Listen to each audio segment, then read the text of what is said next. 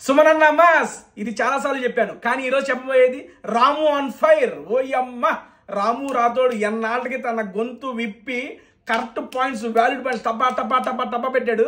Next level పెట్టాడు. సంజన గారికి ఈరోజు మనోడు వేసిన పాయింట్స్ సూపర్. అంతకన్నా మన మాస్క్ మ్యాన్కి రాము రాథోడ్ చెప్పిన పాయింట్ అర్థం కాకుండా అనవసరంగా డిఫెండ్ చేస్తున్నాడు. అతను అంది సంజన గారు ఏదో అంటే తనూజ గారు టీ పెట్టమంటే ఆ కోపం ఇక్కడ చూపించావు, అది తప్పని చెబితే మాస్క్ మ్యాన్ దాన్ని అడిదిప్పి ఇడితిప్పి స్నానం చేయాలి ఎడుబడితే అడి తిప్పేశాడు. కానీ ఈ రోజు మాత్రం రాము రాథోడ్ నెక్స్ట్ లెవెల్ పాయింట్స్ పెట్టాడు. అండ్ ఫైనల్గా వచ్చేవాడికి సుమన్ అన్నని వీక్గా ఉంటారులే, గేమ్స్ ఆడరని చెప్పి అందరూ సుమన్ అన్న సెలెక్ట్ చేస్తే కట్ చేస్తే ఆయన గెలిచి ఇమ్యూనిటీ స్టార్ కూడా ఆయనే గెలిపిందాడు. అయ్యా బాబు, మామూలుగా కాదు. ఇమ్యూనిటీ స్టార్ గెలిచాడు. అండ్ నెక్స్ట్ ఈ రోజు ముగ్గురు కలిసి తీసుకురావాలి కదా, అది దాంట్లో కూడా 3 సార్లు ఆడి సుమన్ అన్న టీం 2 సార్లు గెలిచింది. సూపర్గా ఆడాడు. అంటే అనుకోవాలి ఈ రకంగా ఆడతారని, బాగా ఆడేశారు.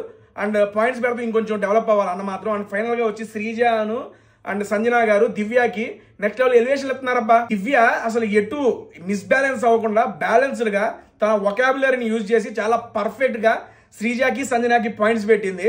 అది చాలా అంటే చాలా బాగా పెట్టిందని చెప్పి నాకు అనిపించింది. మీరేమనుకుంటున్నారు కింద కామెంట్స్లో తెలియజేయండి.